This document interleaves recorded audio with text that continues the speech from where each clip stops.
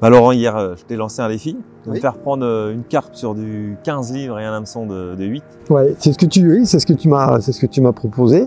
Et moi, je t'ai dit qu'on allait faire encore mieux parce qu'on allait essayer de te faire prendre un poisson sur un hameçon de 11 avec un baling en 12 livres. Pour moi, c'était inconcevable.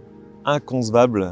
Mais pourquoi? Pourquoi ça? C'est vrai que j'avais l'impression que l'hameçon allait s'ouvrir, que le 12 livres, bah, c'est vrai que c'est costaud, mais parce que c'est pas mon style de pêche. D'accord. Ah oui, d'accord. C'est parce que tu pratiques pas comme ça. Tu Exactement. pratiques pas comme ça. D'accord. Et le fait d'avoir essayé, grâce à toi, j'ai pris mon premier poisson.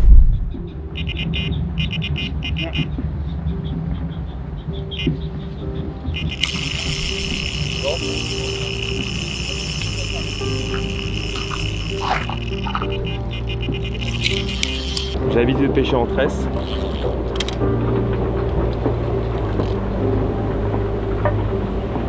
Je pêche sur du 12 livres. C'est un truc de fou. Et je mets quand même une pression.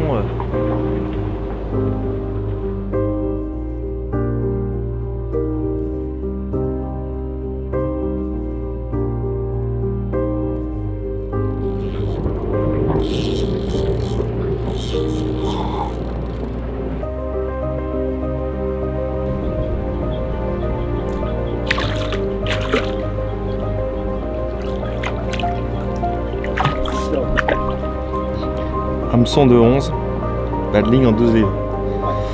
Et on peut brider. Petit poisson, certes. Un magnifique poisson. Et mon premier en 12 livres.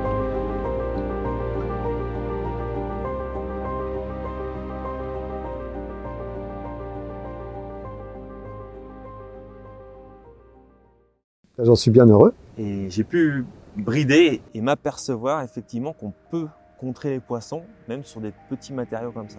Ah oui, il faut prendre en conscience que maintenant on a des matériaux qui sont quand même très solides.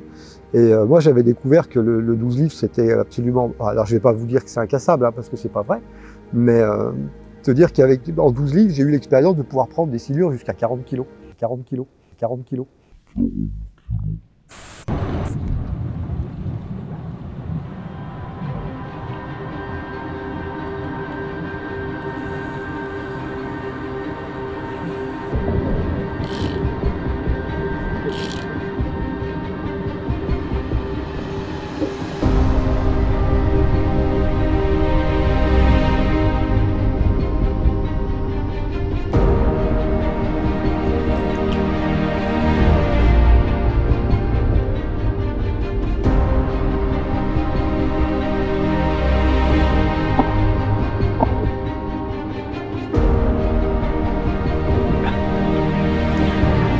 Elle m'a cloué le bas.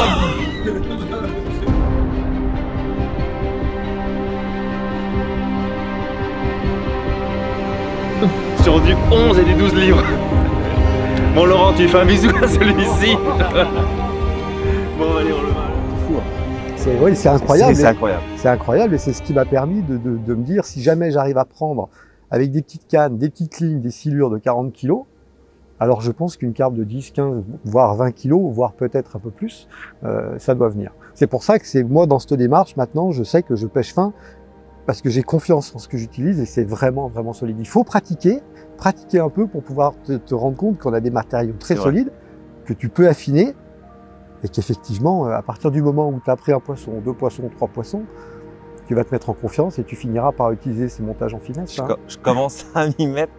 Par contre, ce que je me suis aperçu aussi, il ne faut pas dire, on passe tout de suite d'un hameçon de 8, il faut que tout le montage, l'ensemble du montage, la ligne, la canne, tout ça doit être adapté. Ah oui, il faut avoir moi ce que j'appelle ça une démarche cohérente en fait.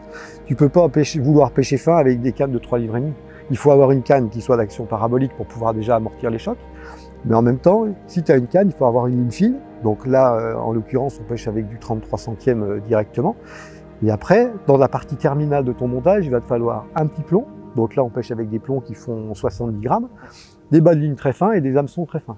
Il faut que ça soit un ensemble. Il ne faut pas vouloir affiner le bas de ligne si vous pêchez avec du 40 centièmes ou du 50 centièmes ou en tresse. Il faut garder une certaine cohérence. Utiliser un plomb de 70 grammes pour une canne de 2 livres et demi, c'est l'accord parfait. Mais tu peux pas, avec une canne de 3 livres où tu vas être obligé de jeter des plombs qui vont faire entre 85, 90, 100, voire 120, mettre un bas de ligne de 10 livres ou 12 livres. Parce que ce qui va se passer, en fait, c'est que le choc à la touche, quand le poisson il va prendre contact avec le plomb, ça va être tellement violent quand il va prendre le plomb que ton bas de ligne, en 12 livres, parce que tu as un plomb ancré de 120 ou 130 grammes, ça va casser. Donc là, après, c'est vrai que j'avais souvent entendu cette remarque, on dit « ouais, mais les petits bas de ligne, c'est hyper fragile, on casse sans arrêt ». Non, si vous adaptez le plomb, votre plomb de pêche à la taille, à la force de votre bas de ligne, c'est-à-dire là, 70 grammes, 12 livres, c'est parfait. Parfait. Ah oui, c'est absolument parfait. Ah, peut-être. Peut-être. Je pense qu'il y a quelques poissons qui sont en train... Ah oui, les 2 cannes en plus. Donc c'est des poissons qui sont certainement en train de venir. Et oui, parce que tu pêches 2 cannes l'une à côté de l'autre. Ah oui, je pêche, allez, on va dire à 98% de mon temps avec 2 cannes séparées de maximum entre... Alors, je vais dire, le plus large, on va faire 3 mètres. Et 3 mètres, c'est déjà énorme. Mais très souvent, entre 1 mètre et 2 mètres. Et ce que j'apprécie de pêcher avec toi, c'est que c'est diamétralement opposé à ma vision. Enfin, parce que je pêche pas comme ça. Et je pense que il y a plus de 80% des pêcheurs qui pêchent pas forcément avec des hameçons de 11, des bas de ligne de 12.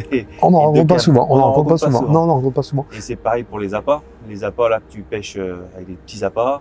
Mais tu peux exclusivement. Je pêche exclusivement avec des petits appâts pour la simple bonne raison, c'est que quand vous faites le rapport, alors quand je dis le rapport, si vous prenez 1 kg de 10 mm, dans 1 kg de 10 mm, vous avez à peu près, hein, je pense entre 2000 et 2500 bouillettes. Et il faut savoir qu'avec une poignée de 24 mm, vous allez avoir, si on vous mettait la même quantité, vous avez quoi? Une cinquantaine d'appâts. On a fait le calcul. Voilà, on s'est amusé. En fait, on s'est amusé à faire un calcul. Il faut savoir que pour une 10 mm, pour une 24 mm, vous pouvez avoir l'équivalent de 13 10 mm. Donc vous avez 13 fois plus d'appâts de 10 mm au fond de l'eau pour la même quantité en poids de 24. C'est ça. Donc avec une grosse quantité de 10 mm, tu peux couvrir énormément de terrain déjà, si tu veux faire des amorçages de zone. Et surtout, tu fixes les poissons très très longtemps sur ta zone de pêche. Et ils vont venir chercher quasiment en permanence, fouiller, voir ce qui reste, et même retourner absolument tout le spot. Hein. La meilleure façon de pouvoir s'en rendre compte, en fait, c'est tu commences ta pêche, donc tu as sondé, tu as trouvé une place. Alors ta place, c'est peut-être une tache de cailloux, c'est peut-être une petite trouée dans les herbiers, et puis tu te rends compte que plus tu vas amorcer, les poissons ils vont venir, et si jamais en fin de pêche, tu prends 5 minutes et tu repasses le marqueur, sur la place où tu étais, tu vas te rendre compte que ta place, elle fait 15 mètres carrés maintenant. Parce que les poissons, ils ont tout. Ils sont allés fouiller partout pour pouvoir trouver tous les appâts possibles. Et donc, c'est ce qui nous permet, c'est avec les 10 mm, ça c'est possible. Les 10, 15, ça c'est possible. Après, quand tu passes au-dessus de 15 mm, c'est nettement moins flagrant. Par contre, ce qui peut être intéressant, c'est de mélanger 10, 15 et peut-être de temps en temps incorporer un peu de 18. Mais moi, je sais que pour ma part, hein, c'est 10 mm et 15 mm sont les 2 diamètres en lesquels j'ai toute confiance et qui sont ma préférence en fait. Et là, depuis que tu pêches avec les produits CC Moore, tu utilises quelle gamme? Alors, depuis que je suis rentré en début d'année chez CC Moore, j'ai pêché uniquement avec la Life System. Parce que déjà, je m'étais un petit peu renseigné, hein, c'est ce que j'avais expliqué, et c'est vrai que c'est quelque chose qui revenait souvent. Pour prendre contact avec la gamme, les gens m'ont dit faut prendre celle-ci. Moi, je fais confiance aux gens qui l'utilisent depuis très longtemps, parce que moi, la gamme, je la connaissais pas. Et très honnêtement, j'en suis vraiment, franchement, j'en suis ravi. Mais c'est une bouillette qui existe depuis 2002. Donc... Oui, apparemment, c'est pas, on va dire, c'est pas un appât qui est tout jeune, mais ça fait 17 ans. Oui, quand même. Et tu utilises aussi les hards. Alors, j'utilise les hards en fait pour écher. Parce que quand vous êtes à la pêche, vous pouvez avoir plein de conditions. Alors c'est vrai que par exemple aujourd'hui on a des conditions qui sont idéales, on a un petit peu de vent, on peut replacer une ligne facilement, c'est pas un problème. Par contre, quand vous pêchez à une certaine distance et que d'un coup les conditions vont changer, si jamais vous pouvez pas replacer une ligne, vous êtes plus certain qu'avec des appâts un peu plus mous, un peu plus soft, la ligne soit encore là. Alors qu'avec un hard hookbait, c'est ni plus ni moins des appâts qui sont un peu plus blindés, donc un peu plus durs, vous allez pouvoir pêcher plus longtemps, résister aux attaques des nuisibles, style écrevisses et poissons-chats, et vous êtes à peu près à peu près certain que vous avez une ligne qui est toujours pêchante en fait. Ah oui, oui, ça c'est important. Il faut que les lignes soient toujours pêchantes pour pouvoir être opérationnelles quand les poissons ils arrivent sur le poste de pêche. Quand tu m'as montré ça, j'ai vu que les live systems sont jaunes normalement. Ouais. Là, elles n'étaient plus vraiment jaunes. Elles sont plus vraiment jaunes parce qu'en fait, il existe au sein de la gamme tout un tas de liquides, que ce soit des bed boosters ou d'autres additifs. Et il y en a un que j'aime particulièrement, moi, c'est l'AminoBlend 365, parce que ça permet de faire des nappages, d'accélérer en fait le processus de diffusion de la bouillette, d'accélérer le processus de faire venir les poissons par l'attraction. En fait, c'est l'attraction et c'est un produit qui marque énormément le fond. Et même quand il n'y a plus d'appât au fond de l'eau, vraiment plus d'appât au fond de l'eau, le fait que les bouillettes aient séjourné sur le poste pendant quelques jours ou quelques heures parfois, hein, ça a marqué durablement d'une empreinte olfactive le fond. Et les poissons, eux, ils viennent encore chercher. Même s'il n'y a plus rien, ils viennent encore chercher en permanence. Et c'est quelque chose qui, moi, m'a énormément surpris. C'est énormément surpris parce que c'est hyper rapide. Après, je peux combiner ce produit-là avec de l'huile de chèvre. Et ça me permet plus, si tu veux, d'avoir une attraction dans les couches d'eau. C'est-à-dire qu'au-dessus de mon poste, il va monter de toutes ces huiles, tous ces attractants qui vont pouvoir aller intercepter des poissons à droite, à gauche pour pouvoir les rassembler encore plus rapidement sur mon poste de pêche. C'est vrai qu'on nous pose aussi beaucoup de questions. Comment tu l'utilises? En fin de compte, tu mets de l'amino 365 dans ton pot. J'ai vu. Ouais. Tu le laisses pendant combien de temps? Alors quand je fais un petit trempage pour les arc-bouc-bêtes, alors je mets déjà c'est pas la peine que ça baigne dedans, ça sert strictement à rien ça. Il faut juste vous en mettez Pour ça recouvre. Non, même pas. Tu mets une quinzaine de millilitres, tu mets 15 millilitres dans ton pot, tu le brasses bien. Ce qui est important, c'est toujours garder le pot à portée de main avec vous. De temps en temps, vous le brassez pour homogénéiser le liquide parce qu'il va avoir tendance à descendre. Moi, je le laisse pendant 24 heures, histoire que la bouillette soit imprégnée. Et en fait, après, je retire le liquide. Donc, il suffit de le remettre dans le pot ou de le basculer dans un spot mix, en fait. Hein. Et les bouillettes, elles sont imprégnées, mais en même temps, elles vont se remettre à sécher puisqu'elles sont plus hydratées.